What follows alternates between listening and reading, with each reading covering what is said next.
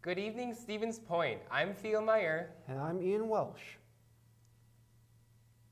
This week in SPTV News, UWSP rolls out a new admissions feature, there is a remake of a Cinderella happening, and an update on the 2020 presidential campaign. All this and more when we return.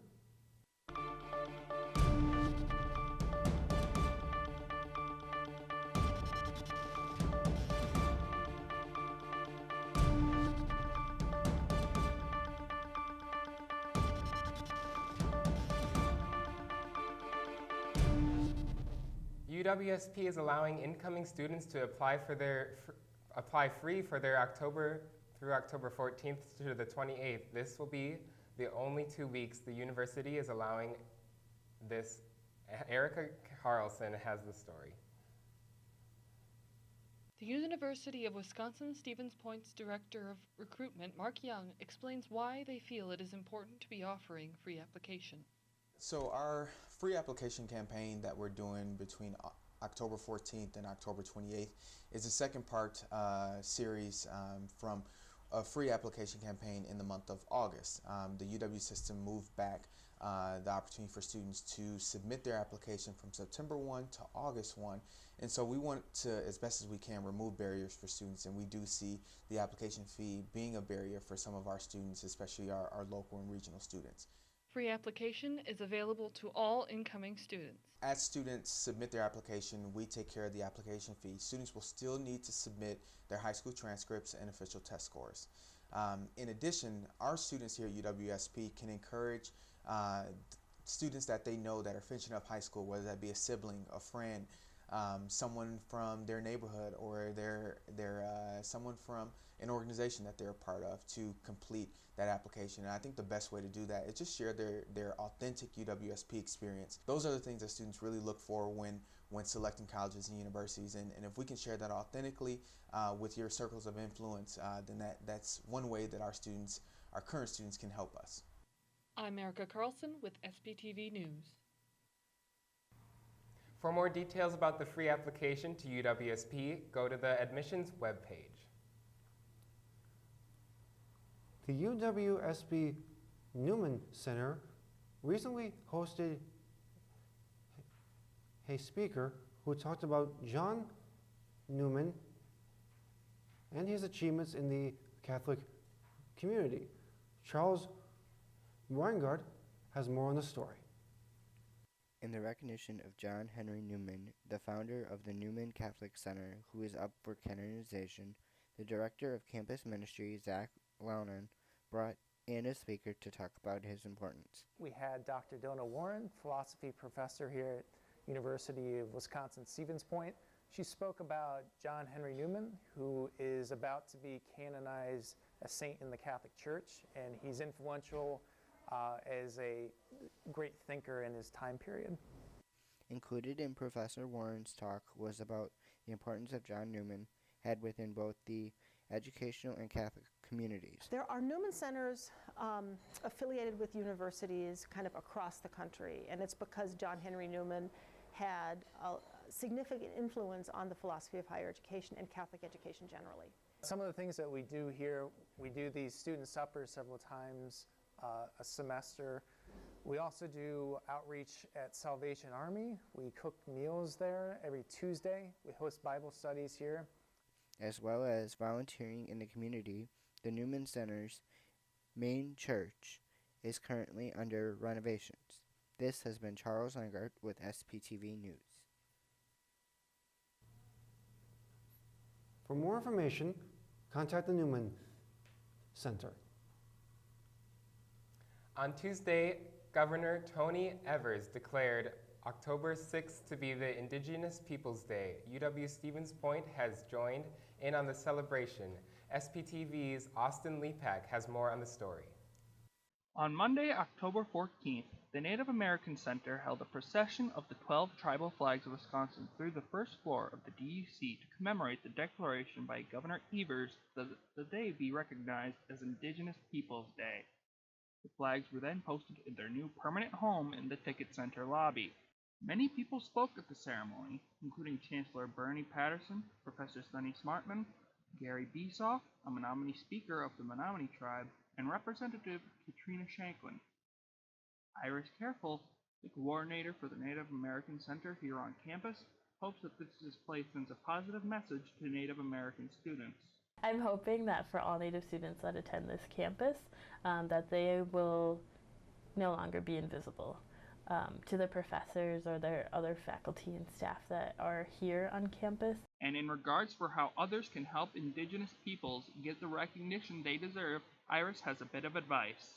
For the wider public, so to be able to speak and just be an ally to the American Indian community would be perfect. And I think that is what could be the most helpful, is speaking out against things that are depicting Native people as they've been depicted in history books and in cartoons and all these things that just aren't honoring to American Indian people or Native Americans.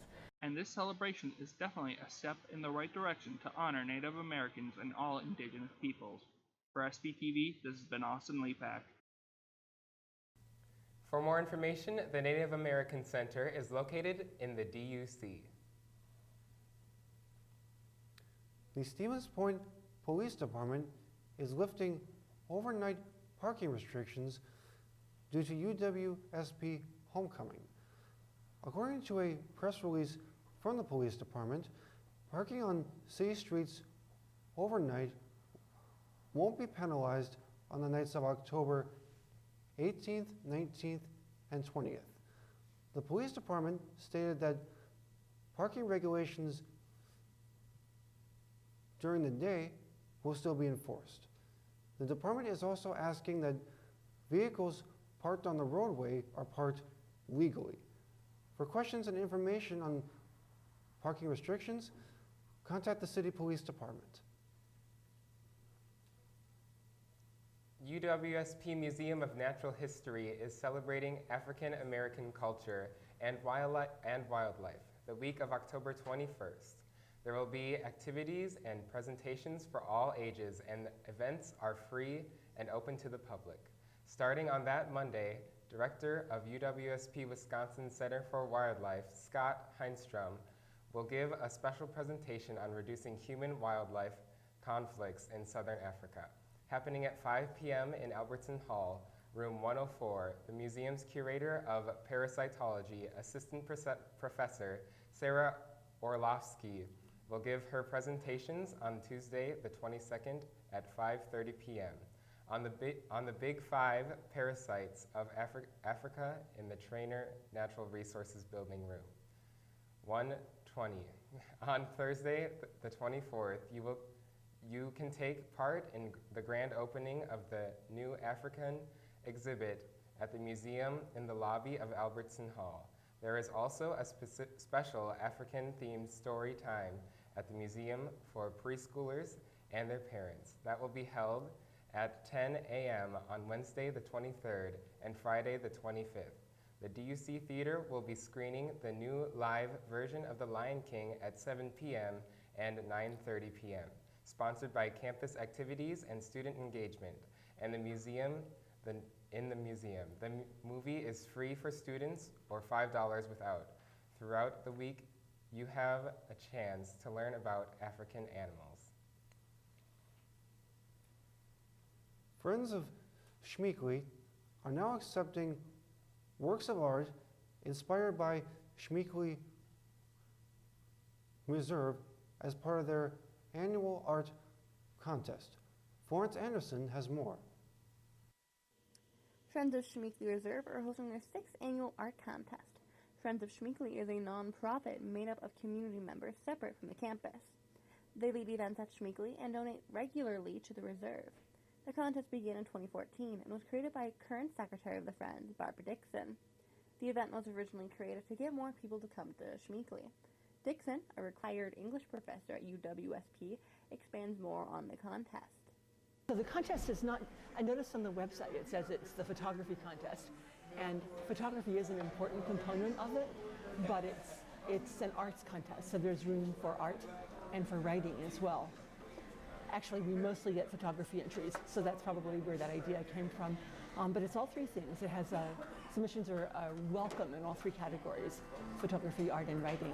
And I'm hoping for more writing entries this year. Entry forms and information can be found at the UWSP Schmeekly Reserve page at the Schmeekly Reserve Visitor Center. All categories are open to UWSP students, with entries due November 6th.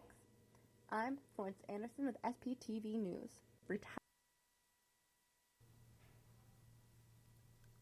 Winners of the contest will be announced late in November, with a ceremony in early December. On Thursday, October 17th, the new Pride Walk on UWSP's campus underwent a repaint. Due to the fall climate conditions, the Pride Walk was scheduled to undergo various repaints. However, there were noticeable burn marks running through the Pride Walk Thursday morning. That brought the repainting ahead of schedule on Monday, October 14th. UWSP staff, students, and Mayor Mike Wiza painted the first ever permanent Pride sidewalk in Wisconsin. The crosswalk was painted to resemble the Pride flag and represents continuing support for the LGBTQ community. The painted crosswalk is between the DUC and Albertson Hall. SGA's Inclusive Director, Christopher Benny, explained that the crosswalk stands as a reminder for inclusivity for students and the community. Benny added that the crosswalk will help continue public support and will help promote continuing conversations on inclusivity.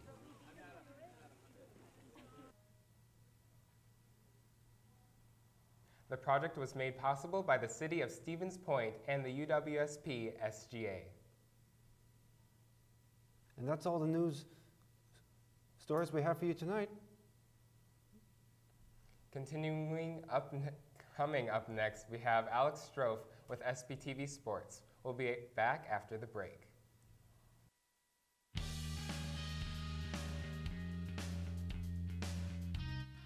Warzala, the 7th largest book printer in North America, is hiring students for the semester. We are 100% employee-owned and located right here in Stevens Point, Wisconsin. All shifts currently hiring, with jobs starting at $10.80 an hour. Hours are flexible. For more information, contact the Warzala HR department.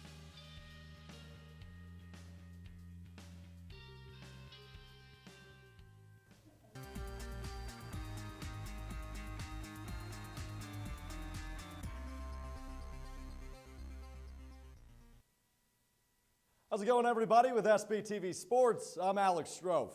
We start on the hardwood now as the UW Stevens Point volleyball team took a 4-game win streak into Kenosha Wednesday night in a duel with nationally 4th-ranked Carthage.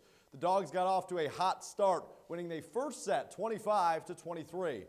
From there, it was a downhill battle as the Carthage Red Hots got red hot, winning the next 3 sets to stay unbeaten on their home floor. Despite the loss, Pointers senior April Gale led the way with 13 kills, while junior Ellie Adams chipped in 25 assists and 13 digs of her own. The Dogs stand at 20-6 on the season. To the gridiron now, as the Pointers football team will have their hands full this Saturday for the annual homecoming game. Stevens Point, who was coming off of a 20-7 loss on the road against UW-Oshkosh last weekend, returns home to host the 3rd best team in all of Division III in UW-Whitewater. The Warhawks are averaging 27 points per game offensively, while the defense, well, they're only allowing 13 per game. You can catch the matchup live from Gerke Park as SPTV will be broadcasting on the UWSP Athletics YouTube page. Folks, it's as simple as typing UWSP Athletics into the YouTube search bar. Kickoff set for 1 p.m. on Saturday. Moving on now, each year, UW Stevens Point's athletic department inducts a group of individuals into the UWSP Athletic Hall of Fame. Homecoming 2019 will recognize 6 individuals and 1 team who have earned their place next to their fellow alumni. The Hall of Fame tradition was established in 1969 and has honored 245 student athletes. This year, UWSP will induct Carrie Boning, Jennifer Davis, Chase Gross, Michelle Pascovis, Amanda Prowett, Coach Len Hill, and the 2009 women's golf team. Students can be nominated 7 years after they have graduated, and teams can be nominated after 10 years, thus the 2009 women's golf team. Nominations are brought to a committee who works with credentials to finalize that year's Hall of Fame class.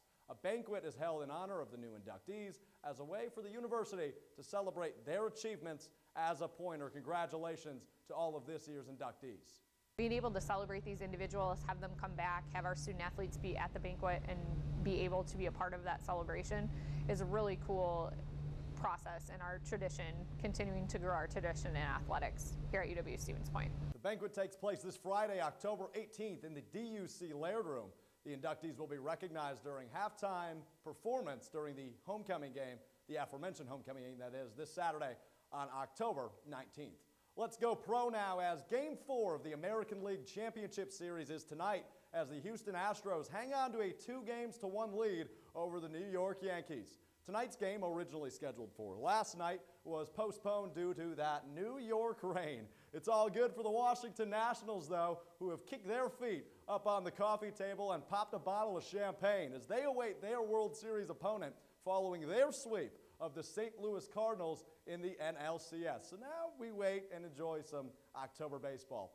Folks, now let's hop in the car and take Highway 10 east to Lambeau Field as the Green Bay Packers snuck out a 23-22 win on Monday over the rival Detroit Lions. The highlight of the game was not Jamal Williams' coming out party after being injured or Alan Lazard going bananas in his first real action of the year.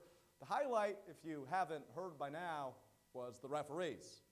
Again, now my opinion and my opinion only is the fact that the Lions absolutely were in every position to win this football game.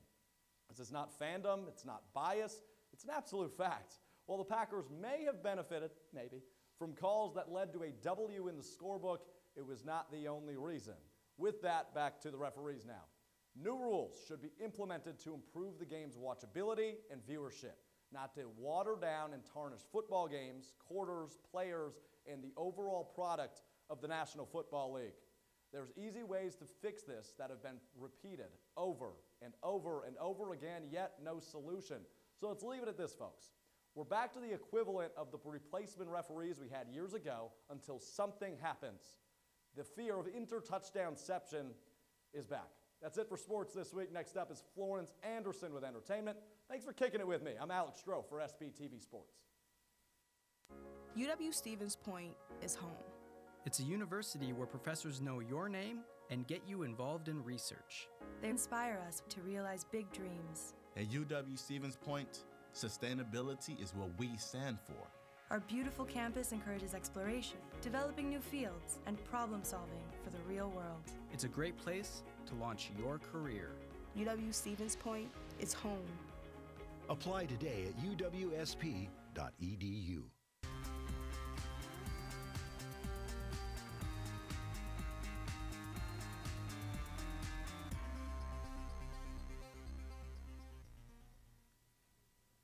Welcome back, Pointers. Schmeekler Reserve is hosting their annual Candlelight Hike on October 25th. Jake Zahn took a closer look. On Friday, October 25th from 6 to 9 p.m., Schmeekler Reserve is celebrating its Candlelight Hike Festival with a torch-lit trail walk and a stage performance at their new amphitheater.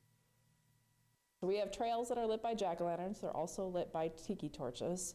And the fall event is a little bit larger than our spring event in attendance, so we put more torches out in the fall. So we light a half-mile loop, the one that goes on the Trail of Reflections to the treehouse. We also light a 1 mile loop that goes down to the north side of Lake Jonas and back up, and then we also light all of Lake Jonas. Everything that we try to do that night is related to our theme, which this year is going to be Schmeekly on Stage.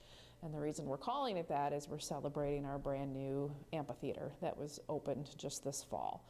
So we're talking about the way that wildlife are on stage, the way they show off, the way that deer show off their antlers, bucks might show off their antlers, the way rough grouse drum on logs. We'll have also a campfire program that'll be at our brand new amphitheater, and that is going to be that Schmeekly on Stage program. and that will be presented by students who are in an environmental education and interpretation capstone program here at Schmeeckle Reserve. So they'll be dressed up like a monarch butterfly and a fox and different wildlife, and they'll have a skit that they'll put on, and we'll have hundreds of people that'll come for that program. Megan also mentions how students can volunteer for this event.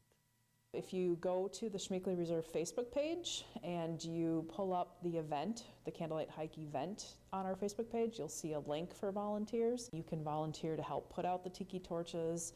You can help carve the pumpkins. You can help work with kids on some crafts that night, making hot chocolate, making popcorn, serving those things, cleanup crew, all kinds of different opportunities.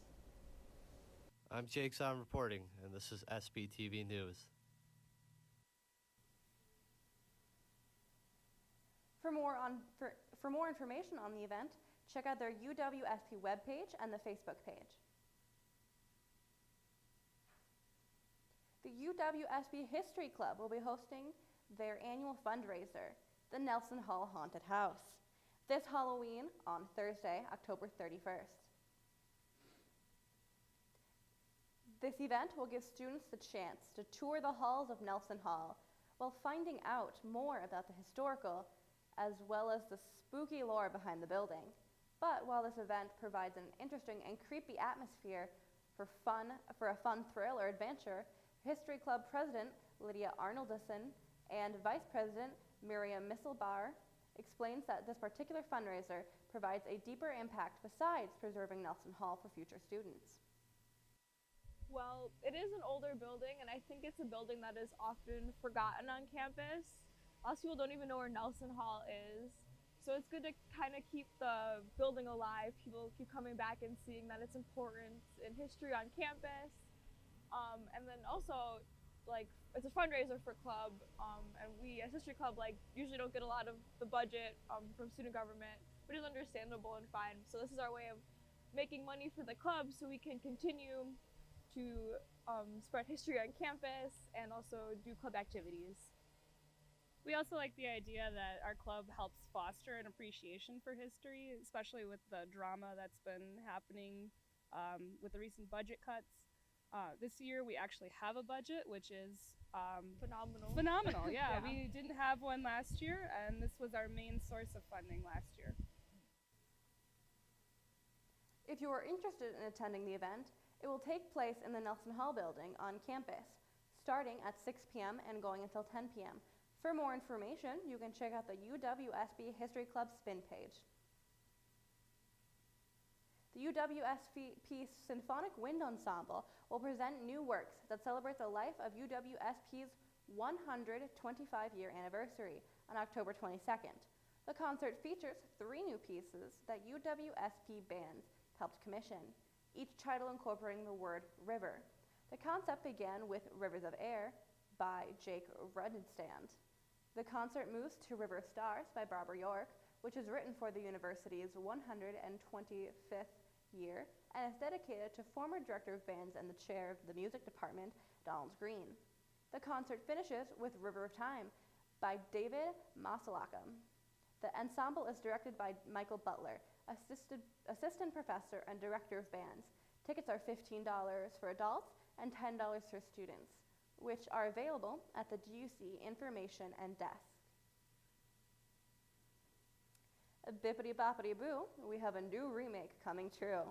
Earlier this week, it was reported that Billy Porter will be playing the fairy godmother in James Corden's musical, live-action remake of Cinderella.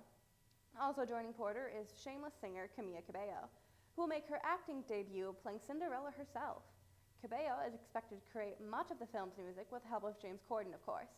This remake is described as the modern reimagining of classic fairy tale.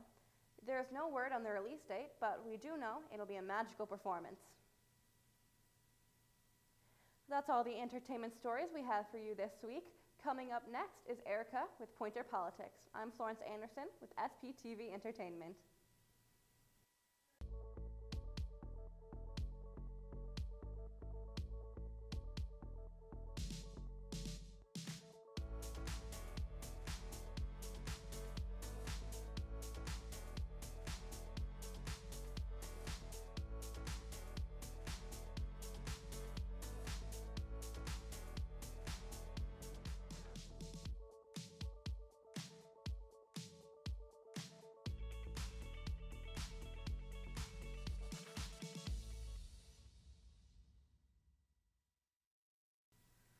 Welcome back, Pointers. Taking a look at some state news, about 250,000 Wisconsin voters who have identified as having moved could be made ineligible to vote in the presidential primaries. According to AP News, the Wisconsin Institute for Law and Liberty is arguing that the State Elections Commission broke the law when it decided to wait 2 years to make voters who have moved ineligible. Wisconsin has the reputation of being a swing state that both sides will be looking to target in the presidential campaigns. Annalise Eicher, the director of the liberal group, One Wisconsin Institute, told AP News that this was an attempt to bully the Elections Commission into a backdoor voter roll purge. The Elections Commission spokesman, Reed Magny, declined to comment on the complaint, which was filed Wednesday. Switching now to national news, Democratic presidential candidates are taking the stage in Westerville, Ohio, in a critical debate that could reshape the race for the nomination. CNN's Steve Nance has the highlights. 12 Democratic candidates sharing one stage on Tuesday night with one goal in mind: to make a lasting impression with millions of voters watching at home. This president, and I agree with Bernie, Senator Sanders, is the most corrupt president in modern history, and I think all of our history. Also front and center, Senator Elizabeth Warren, whose surge in the polls has put her under the intense spotlight typically reserved for frontrunners. And I don't understand why you believe the only way to deliver affordable coverage to everybody is to obliterate private plans. Senator Warren, I've been talking to Americans around the country about automation, and they're smart. She has yet to describe her tax plan. Healthcare once again a major topic, with candidates sparring over a Medicare for All plan backed by the more progressive candidates or a more moderate approach. Medicare for All is the gold standard. It is the way we get healthcare coverage for every single American. The issue is whether the Democratic Party has the guts to stand up to the healthcare industry. The focus also on Syria, as candidates took aim at President Trump's decision to pull U.S. forces, allowing Turkey and Russia to move in. Our president blew it, and now he's too proud to say it. And what do we do now?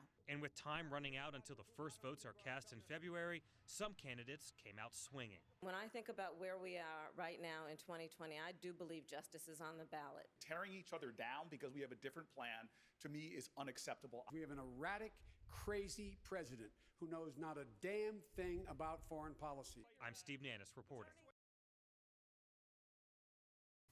SPTV will continue coverage on the 2020 campaigns as they move forward. A top-tier U.S. delegation is meeting with Turkish officials Thursday. Their goal, to try to set a ceasefire in northeast Syria. John Lorink reports. Vice President Mike Pence and Secretary of State Mike Pompeo among the U.S. officials working to end the Turkish military operation in Syria. I think they'll have a successful meeting.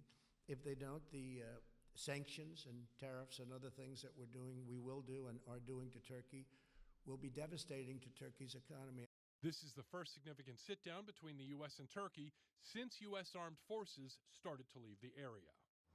And now, Turkish forces invading and attacking our Kurdish allies, partners, because Donald Trump tweeted their withdrawal.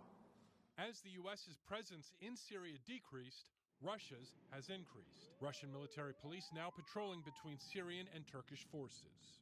It's not our border. We shouldn't be losing lives over it. Meanwhile, in the House of Representatives, a bipartisan resolution that opposes President Trump's decision to withdraw troops from Syria is approved. I would urge Turkey, if you give a damn about the U.S.-Turkey relationship, you will end this incursion into Syria. To President Trump, it's now time for you to act like Ronald Reagan, not Obama. You need to up your game. I'm John Lawrence reporting. As for Thursday's meeting, the U.S. might be facing an uphill battle. On Tuesday, Turkish President Recep Tayyip Erdogan said his country is not concerned with U.S. sanctions, and they're also not interested in declaring a ceasefire. That's all the political stories we have for you this week. Now back to Ian and Theo. I'm Erica Carlson with SPTV Politics. Thanks, Erica. That's all we have for you this week in SPTV News. Until next time, Stevens Point, have a great night.